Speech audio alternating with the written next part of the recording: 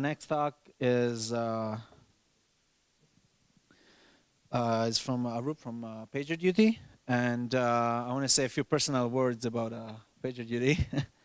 So, when my phone rings in the middle of the night, it's usually PagerDuty. So I fix whatever needs fixing, which is the easy part. The more difficult part is getting back to sleep. So what I do is I close my eyes and I imagine how the world would be if PagerDuty had downtime. It would be a great place. Everybody's sleeping sound in their bed, dreaming great dreams. And our next speaker is Arup Chakraparty, Director of Engineering of PagerDuty. And he's going to explain why my dream is not going to come true. So please welcome Arup.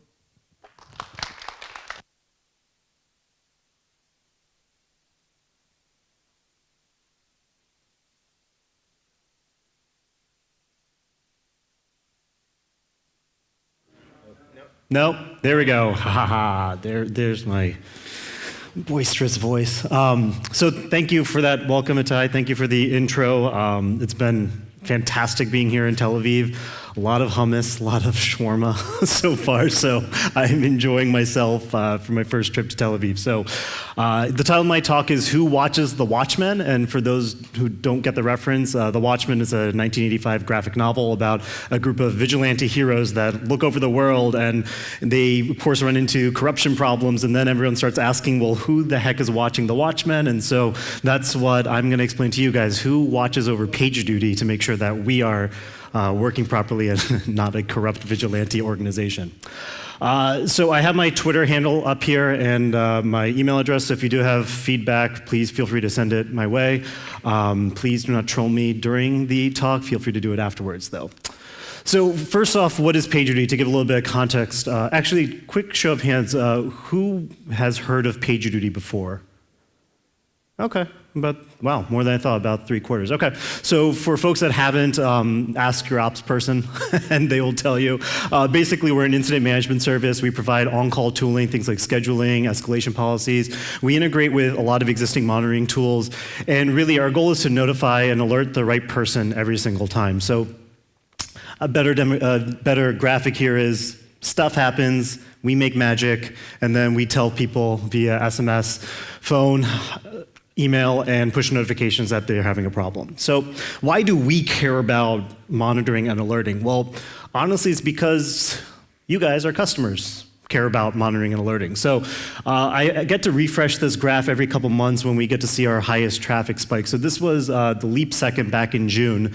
And basically this spike of about 5x traffic happened to us in about 5 minutes. So a lot of you had very, very rough mornings or late nights when June was flipping over to July. And we see it. We actually see when the internet is having broader problems because we get to capture graphs like this. Actually, a reference to one of the talks earlier, this is our driving business metric. This is the metric that tells us whether PagerDuty is working properly or not. If this flatlines, that's when we know we're having a problem. So what are we going to be talking about today? Cover a little bit about what is PagerDuty already, talk a little bit about philosophies that we have towards monitoring and alerting, then go into the actual tools that we use. I'd like to get very specific about the actual vendors and tools that we've built. Also want to talk a little bit about security monitoring and alerting. That's kind of a burgeoning, up and coming topic within the industry, is how to monitor security effectively. Then talk a little bit about distributed systems and how that changes your alerting. Talk about dependency management and dependency monitoring, how we cheat using Chef and configuration management, how we validate alerts, and then if we have time, we'll have some Q&A as well at the end. So, quick disclaimer, I did not come up with everything that I'm talking about today. I have the privilege of working with a lot of brilliant people at PagerDuty and in previous companies, so I do not want to pretend for a second that I came up with everything or built anything. I'm very lucky. Another thing is that slides will be posted online to SpeakerDeck probably later tonight or tomorrow, so if you don't get to take a picture, don't worry, it'll all be posted. And I will probably make some American cultural references, so if there's a joke that is not funny, I apologize. It's because of my American cultural references. So philosophy. So the first one is using the right tool. This is a mistake that I see a lot of companies make, where they basically decide to use a single tool and they say, oh yeah, we have the monitoring. They have one monitoring tool, and that's enough. And so they make this mistake of just trying to shove everything in there. And the example I always bring up is time series data versus event data. Those are two very different kinds of event sources or data sources, and you shouldn't be using the same monitoring tool for that. Events you can model as discrete impulse functions that happen, whereas time series data tend to have some sort of seasonality to it or curves to it. So that's why you should be using different tools for that.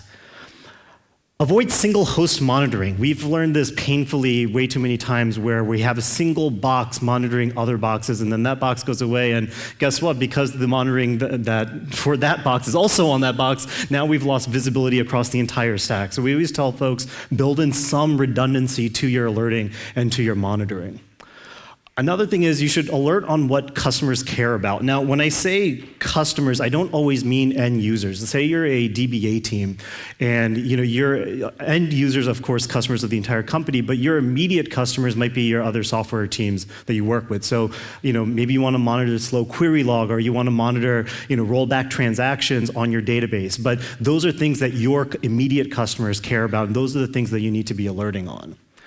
Another thing is to alert on high and low values. Basically, this idea that you should be creating bands for all of your alerts. So this is just a graph or sort of metrics I pulled. It's hard to see, but basically this alert up here is looking at load. When it goes above 0.5, then it'll trigger an alert. But just as important, if it goes below 0.1, trigger the alert as well, because that's an indication of work not being done in the system.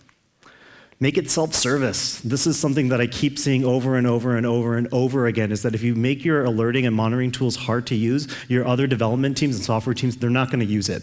They have to be able to go in and create their own alerts, whether it's via config files, a web UI, whatever it is. They have to be able to go in and do it themselves without talking to anyone else, because you want to encourage them to do that. Another is validate that your alerts work. This is hilarious how many times I've seen a postmortem where there'll be probably about 40-minute delay in the postmortem, and the reason is because they had an alert set up, but they didn't actually validate that it worked. They didn't validate that the alerts actually were triggering when there was an error condition, and that leads to a much longer time to resolution for that. So let's get into the tools that we use. So we use New Relic. It's an application performance monitoring tool, or a management tool, an APM as they call it. And with New Relic, you get a lot of nice graphs. So this is our latency profile for one of our API endpoints. And you get other nice graphs. So this, I guess, is app restarts by host. So I guess we had 3 hosts restart. And you get more graphs, and you get wall clock time, and more colors, and blues, and greens, and browns. Oh, and you get even lines and bars, and this is and throughput. Okay, great. And you get reports. You get numbers that you can show to your finance team, to your business team, and more reports, and you get numbers, and very quickly you get overwhelmed with the amount of data that these APMs provide.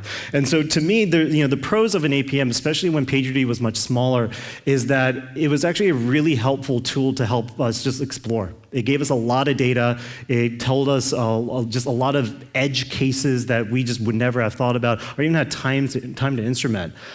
New Relic's also great for tracing transactions, so it'll do transaction tracing basically from the load balancer to your app servers to your database. You can see where a transaction is getting stuck or a request is slowing down in your system. And it gives a lot of data. I showed you some of these reports, and they kind of come for free. You just swipe your credit card and you get a lot of data.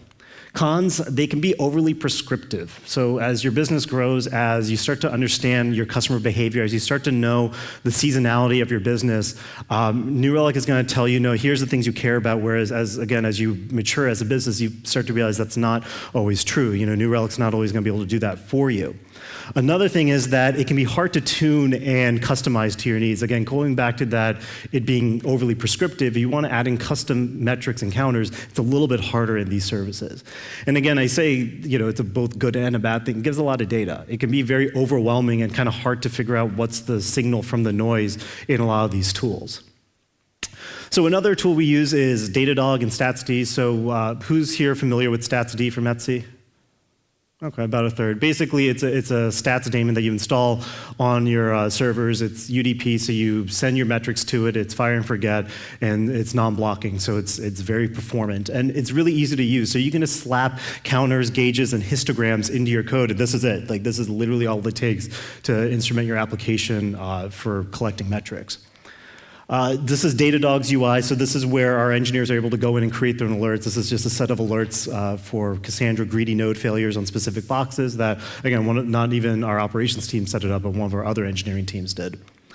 And they have nice integrations, so they integrate with PagerDuty, of course. They send out emails. They also integrate with Slack. So this is one of the engineers on my team, Evan. He's basically upgrading our Cassandra cluster, and he's just showing the decline in CPU utilization that happened as an effect, which is really nice. Very customizable. You can change it as you grow. So as you realize, oh, wow, here's a new API endpoint that we've set up that customers are starting to use, you can easily instrument that pretty easily. It's self-service, which I really like, that all of our engineering teams can go in themselves and they can create alerts, set up new metrics, do whatever they want with it. We did have some problems when we were first setting it up. We didn't have, this is about 2.5 years ago, we didn't have the most mature configuration management in place, and this actually was part of the drivers for us setting up a better config management system, was that we were trying to install this agent everywhere, and doing it by hand was a complete pain, so that actually drove us to set up better config management. And another thing is that it actually took us a little bit more time to ramp up teams onto it. And granted, this is when our company was much smaller, so teams weren't as familiar with this notion of counters and gauges. Now it's kind of built into the engineering workflow, but we did have to do some training initially, and then it kind of took care of itself. Sumo logic. So we use, it's similar to Splunk. We use, it's basically a log aggregation service. And we ship all of our critical logs off the disk immediately and off to Sumo logic. So like things like auth log, syslog, application logs. And basically people can run queries against it later on. So, and you can set up alerts. So something like, hey, tell me how many 500s happened in the last 10 minutes. If it was more than 1% of requests, then send off an email and trigger an alert. It's somewhat self-service, so engineers can go in and create their own alerts, but the initial setup actually has to be done by Chef for us, and that's how we do it.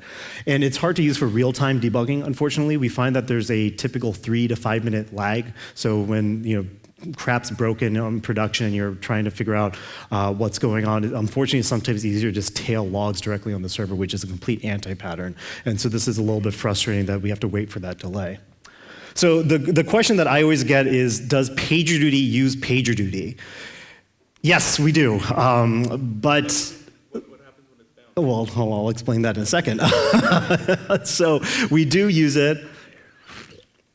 We do dog food our own product. We do use it. We internally test things to make sure that it's up to our own standards before releasing it into the wild. But we don't get to use it for high urgency, high severity, catastrophic type outages. So we actually have to use backup alerting for that. We actually use Wormly and Monodis for this. And so I like these tools in that they're nice and simple.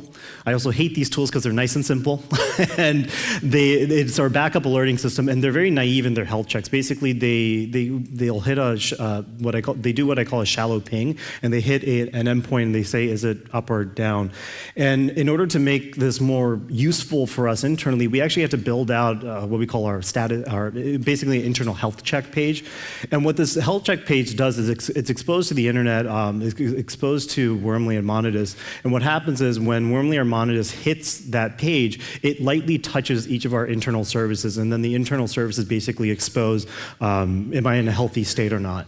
And then that page gets rendered, and if there's an unexpected value, like, hey, I'm in an unhealthy state, it then triggers a completely separate channel of alerting for our engineering teams. Thankfully, again, this doesn't happen very often, but this is what we had to build out in order to make our status page and these health checks a lot smarter.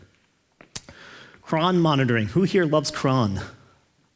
Okay, it's more than I thought. So Cronner, this is a tool that we open sourced earlier this year. We had this problem where we had hundreds of servers running cron jobs left and right, and we had very little visibility. Of course, the typical way of setting up monitoring around crons is just use the mail-to attribute, and that's very brittle. When there's problems, it'll spam you, and that's not the best way to find out that there's a problem. So we wrote Cronner. It's a very thin wrapper around our cron jobs, and it tracks runtimes and exit codes. That's it. It's a very simple tool. It doesn't do anything that fancy.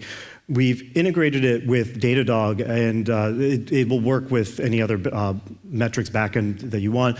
But basically, we have, in this example here, we have a case where we have a cron job that's running stats on NTP for us, and it failed after 8 seconds. And what's nice here is that if this fails once, I don't really care. It's a single cron job, it'll get run later, no big deal. But if this fails 100 times, then I care, and I can set up alerting on that. Another nice thing is it tells me how long my database backups are taking. Those kinds of batch jobs that you don't realize your database backups have been failing until you have to restore it, and then you realize, oh crap, I haven't had a successful backup in 3 weeks. Hope my customers didn't care about the data they sent us in the last 3 weeks. And so now I know that our backups are succeeding, and I also know that they're taking about 1,900 seconds, which is 5.5 hours, and so that gives me visibility into how long my batch jobs are taking. Watchdog. So this was a fascinating tool that we built out. So it actually started out as a functional test suite that we were building internally at PagerDuty. And as the complexity of our product grew, we wanted to have something that kind of worked end to end. And so we built out this functional test suite as part of our CI system. And then our engineers started running it in production. And it takes about 10 to 15 minutes, but they just run it constantly. It's just constantly running, and it's modeling user behavior. And what's really interesting is we've turned our functional test suite into an operational monitoring tool. And we're running this in Bamboo, nothing too fancy here. Basically, here's a couple of things that we're modeling: incidents behavior, notifications behavior, user creation, just these kind of common things that our customers do. And we've actually caught some meaningful things. One problem we caught was DNS caching for some of our customers. We saw that ourselves because we were modeling customer behavior, and we saw some errors in DNS. And because the infrastructure that runs these tests are completely outside of our own infrastructure, that's how we're able to see that, hey, maybe our customers are seeing this problem. We actually run this in a couple of different places around the globe right now. So it shows us when we're seeing DNS problems in other parts of the globe. We found a bug with our online schema change tool, and we've even seen problems with postfix as a result of this that we wouldn't have detected unless we had something that was modeling customer behavior. Security. Who here has to work on security problems every now and then? Okay, not too many. So I hate audits. Audits are like the bane of my existence. We work with a lot of customers, and they always ask us for audit reports, and it's a lot of manual effort. It's a lot of filling out paperwork, and I can't stand it. So instead, we automated it. We basically took a lot of the security policies, a lot of the security audits that our customers wanted from us, and we built that into our security monitoring suite. And the way that we think about this is the earlier that we can alert on these problems, the earlier it is to fix. The example that I always think of is, let's say an engineer goes in and disables SSL for MySQL. Okay, you didn't feel like debugging that stack trace, turn off SSL, hey, it works. And then it gets rolled out into production and everything, and then weeks later you're trying to figure out why traffic's being sent over the clear, and it's hard to correlate back to what the change was, whereas if you're alerting on it earlier, it's easier to fix because you know that there's a limited change set that led up to that problem. The other point that I was making with this slide is that I actually do believe there are parts of security that are measurable. Now, security is not like performance or things like that where you can easily show well, I improved it by 50%. That's hard, but I do believe there are parts that are measurable from a security standpoint that you can operationalize, collect metrics on, and then alert on it. So some examples of this. So we use an intrusion detection system called OSSec, and this guy's just constantly running. All it does is it monitors logs for anomalous behavior and it checksums directories. So if, say, we were to get rooted on a box and an attacker were to muck with our IP tables rules or change user directories or something like that, this guy will trigger immediately. We do port scanning via Nmap, so we basically scan ports 1 through, I think, 65,000 constantly. It's just running against the entire infrastructure. Quick funny story, so AWS does not like if you do port scans, and so we only do it against our own infrastructure, of course, and we actually got a very angry letter from their network team saying, hey, you're scanning other people's ports, and we had to tell them, no, it's our own stuff, trust me, we're only bothering ourselves here, but they do monitor this, apparently. We also scrape our IPsec data, so we encrypt all of our traffic from a node-to-node basis via IPsec at the transport layer, and the way that we know that it's working properly is that we scrape the IPsec counters and we shove that into our metric store, and we alert on that. So if 90% are lower, that's our threshold for the traffic being encrypted. So typically our traffic that's being encrypted on a node-to-node basis is somewhere between 90 to 95%, and that fluctuates a little bit just because some of it's over SSL, so it's not over IPsec, so it's still encrypted, but it's not being done by IPsec. Whereas, let's say an engineer goes in and disables IPsec, it'll actually trigger this alert because now we're sending traffic over the wire that's not being encrypted. We also have a tool that we're going to open source at some point called the AWS Auditor, and what this does is basically just monitoring the CloudTrail logs, and it looks for giant diffs. So like if someone were to hack our AWS account and muck with a bunch of IAM settings, we would see that immediately, and it's just constantly running as well. We also have an example of kind of measurable security. We actually look for data exfiltration. So let's say an attacker were to get onto a database server of ours and run a select star, that'll show up in our slow query log. And that immediately pages out to our engineers so we can go in and mitigate the attack. Distributed systems monitoring. So this is something I see a lot of companies, especially as they grow and they start to implement more distributed systems to handle their load, they really struggle going from the single node alerting and monitoring to kind of this idea of the cluster level monitoring. So in distributed systems, you don't care about a single server throwing 500s. You care about the overall number of 500s. You don't care about the number of Cassandra nodes going down. You care about the percentage of Cassandra nodes going down. You don't care about latency at a single server. You care about the overall latency, and you have to invest time and effort to measure these things. I see a lot of companies where they effectively have local scrapers for their like Nginx logs or something like that, and that's not the way you can. It's not sustainable because if you get if you're a successful business, you're going to have hundreds of thousands of servers, and that's very brittle. You want to be sending these things into a central alerting tool or monitoring tool. So this is kind of the way that we visualize it, the way our systems are deployed across West 1, West 2, and Azure. And that everything goes into this kind of central monitoring system, and then it hooks into PagerDuty, and that's how we get alerted about it. A similar kind of idea for service level alerting. So, our services are deployed in that topology across multiple regions, across multiple data centers, and we try to leverage a central monitoring system again to then pipe into PagerDuty. Now, I have this arrow in red here that we actually do have a couple services that reach directly into PagerDuty, and we rely on PagerDuty's deduping functionality. So, like even if there is like an event storm where every single server is reporting the same exact thing, we pipe that into PagerDuty directly to get some auditing and tracking of those events, though honestly I still don't like doing that because I think a better way to do it is to pipe it through the monitoring system and then go into PagerDuty. So dependency monitoring. So who here uses third-party vendors for anything? Or is everyone in your own data set? Okay, so everyone, or 90% of us. So we, as an ops team at PagerDuty, we have a couple of dependencies, DNS, monitoring tools, logging, and the constant problem for us is how do you know they're working properly? How do you know that you can trust them? So there's some validation work you can do. So for DNS, we're constantly creating and deleting records just to validate, okay, yeah, the DNS propagated properly. Where for our monitoring tools, we can't really do more than a basic ping. We kind of log in and we look at graphs. We have automated checks that look at graphs, like, okay, that works properly. Again, same with our logging. We validate that the logs are being pushed. We'll write to a log entry locally. We'll wait a couple minutes and see that it's getting sent out there.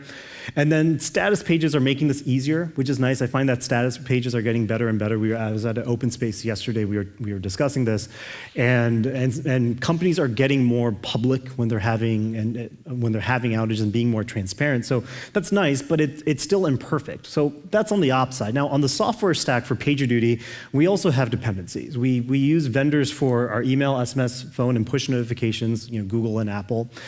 And this is what keeps us up at night, is where one of these vendors has a problem. So quick story. We have an SMS provider we're using, and they were quote unquote up, in that they were returning 200s to us, but our customers were not actually getting the SMS that they signed up, that they were paying us for. And we found out in the worst possible way, our customer actually had to call us and say, hey, I just tried to trigger an alert and expected an SMS and didn't get one. It's a really, really crappy feeling to have your customers tell you that you're having a problem. So what actually happened here was this really strange edge case where T-Mobile, one of the large carriers in the mobile carriers in the U.S., they basically blocked our short code. And when we called up T-Mobile, we said, "Why the heck do you guys block our short code?" They basically said, "Fraud."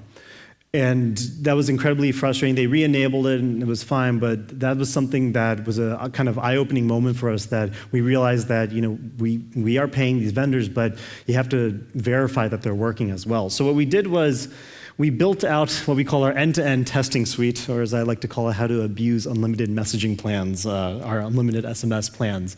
And we test the 4 main carriers in the US. Right now it's only working in the US. And basically what we do is every minute we send an SMS through the carriers, through our providers and through the carriers to see if they're working properly or not. And we measure response times. And it's what we call our end-to-end suite. And this is the device lab. It's very sophisticated. You can see the router that these guys are hooked up to. And it's actually much fancier now, but I like this picture because it shows how scrappy we are. It even has our old logo there. And there's variability in the numbers. This is what's interesting for us. These are the four main carriers. I'm not going to name who they are, but if you are from the US, you might recognize the colors. And so there's a certain yellow carrier that I would recommend you do not use if you're in the US or visiting the US. So just stay away from the yellow carrier in the US. But there is variability. And that was really interesting when we first implemented this, that we just naively assumed like, oh, of course all mobile carriers are the same. No. They actually have different SMS performance profiles. And here's what's more interesting.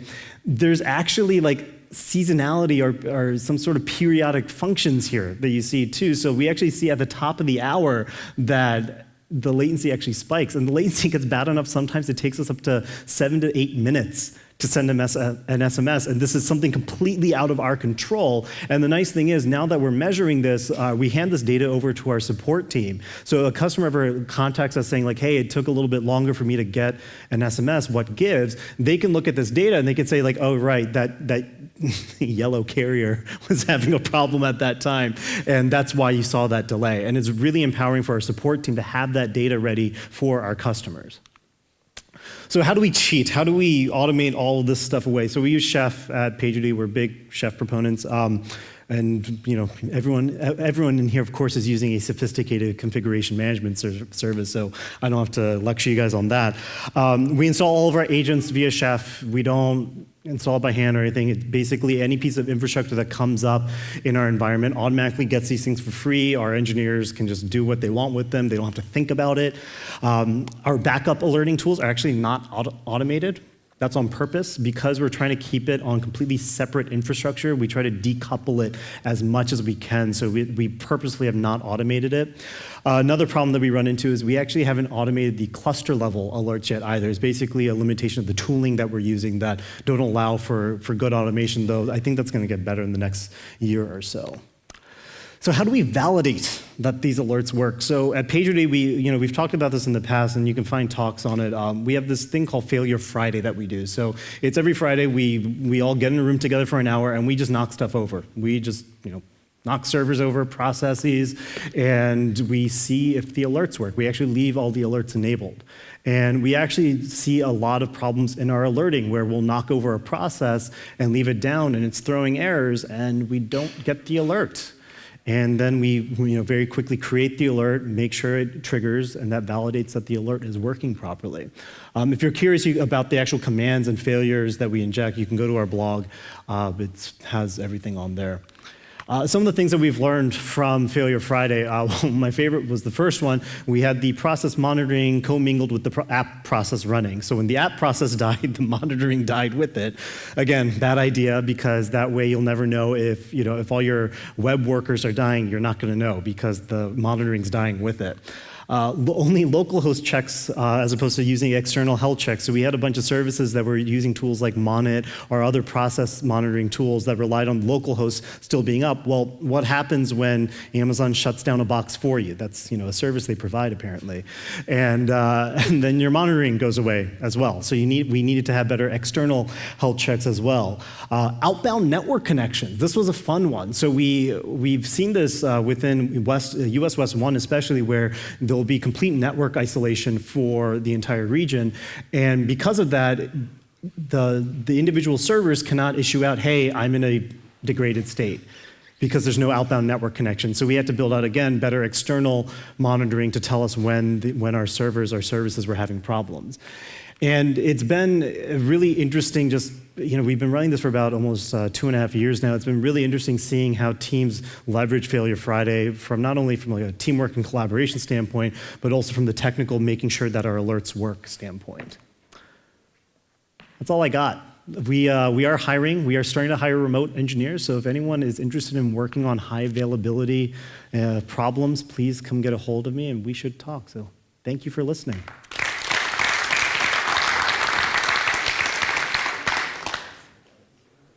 Yes, question.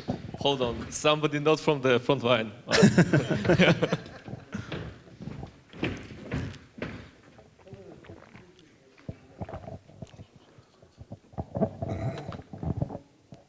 Hi.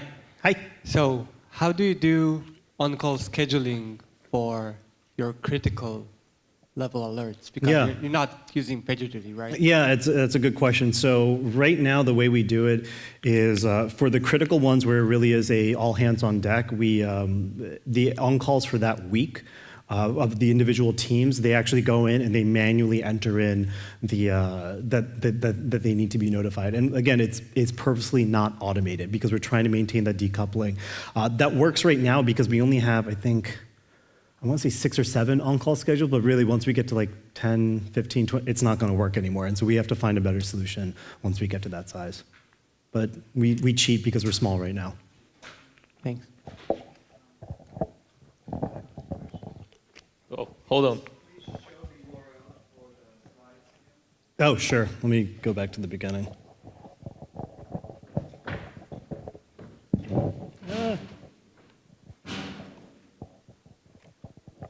Oh. Hi, question here. Yeah.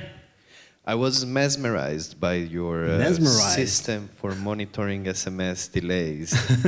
And I wonder, how are you planning to take the problem of different regions? Because Yeah. you have carriers and that's... Yeah. So no, that's a great question. So ideas that we're mulling around with right now. So we have actually a pretty global user base. Obviously, a lot of folks in Israel, and because of our mobile app is also something people are downloading more and more now. We're trying to figure out ways to leverage that. So this would be definitely like an opt-in type thing. That if you want to help us out and give us data on your SMS, that's one idea we have. The other is we're starting to see more services that will actually manage mobile devices for you in different countries. So that's what we're trying to figure out is if we can just basically so we built an Android app that we use and take that, ship it to Tel Aviv, to London, to wherever it is, and just have those running as well in those other regions. But right now, the majority of our customer base is in the US, and we haven't figured out a good way to do this internationally yet, but that is something that we're actively trying to figure out. Okay, I noticed that most, if not all, but most of the monitoring tools that you have are external services. Yes. I'm assuming that that's by design. Yes. And I'm also assuming the one question I have, I'm assuming you get also pretty good pricing on that as well, because it seems like a very costly way to go. Yeah, it is. So it is costly, but it's also not our core competency. That's why we try to use and leverage vendors as much as possible, because that's what they think about 24/7. In terms of costliness, it does stack up, though honestly, like we lean on our vendors very heavily for better discounts and pricing.